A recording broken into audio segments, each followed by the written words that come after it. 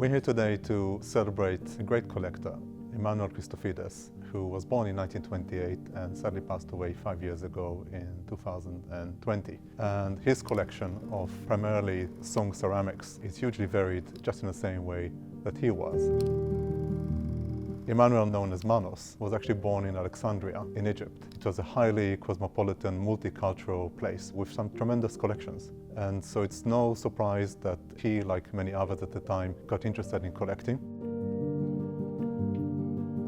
He loved the shapes, the forms, the glazes, but also very much the provenance and the history. The fact that objects came from highly reputable dealers at the time meant a lot to him, as it does indeed today to present collectors. So when we look, for example, at this really magnificent bowl, it's a Longchuan Kinuta bowl, which dates to the Southern Sung dynasty. When we say Kinuta, it's often a reference to a very particular shade of glaze, emulating jade. This piece was acquired by him from the well-known dealers of the time, Spink & Son. Before we even speak about the actual piece, it's really important to note the very large number of labels. In the sense of Chinese art and objects with history, it certainly adds a lot.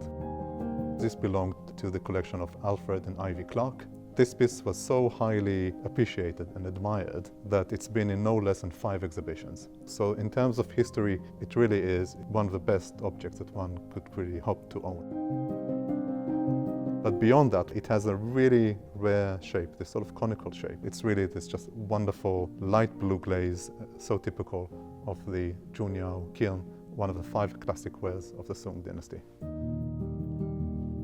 One of my other favorite pieces is this just absolutely beautiful Dingyao jar, which dates to the early Northern Sung dynasty. First of all, it has this very typical yellowish ivory translucent glaze, typical of the Dingyao pieces, with this lovely white clay body.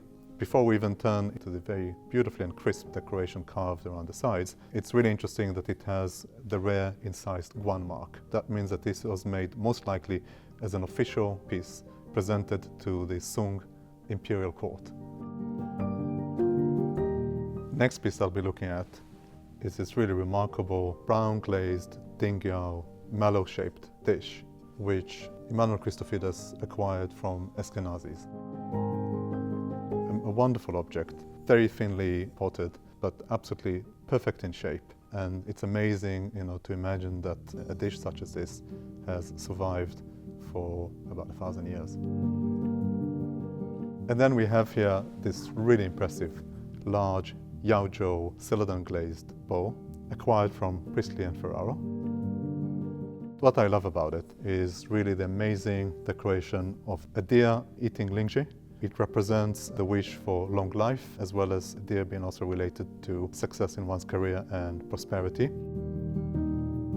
Referring to just the 2 pieces at the back, we have this really highly impressive molded Dingyao dish. And one of the rarest features about it is really the design in the center with rockwork, an element which would have been of great appeal to Sung dynasty scholars. And the other one I would point is really the exceptionally impressive Meiping, Sizhou, beautifully carved, and one of the most favorite pieces that belonged to Emmanuel Christofides. This is just a small selection of the collection which will be offered at Bonhams, London in May, and we can understand why they had great appeal to Manos, and in his own words, they brought him great joy both in rougher days and in sunnier days. And I certainly hope and I'm confident that it will do the same to the next collector.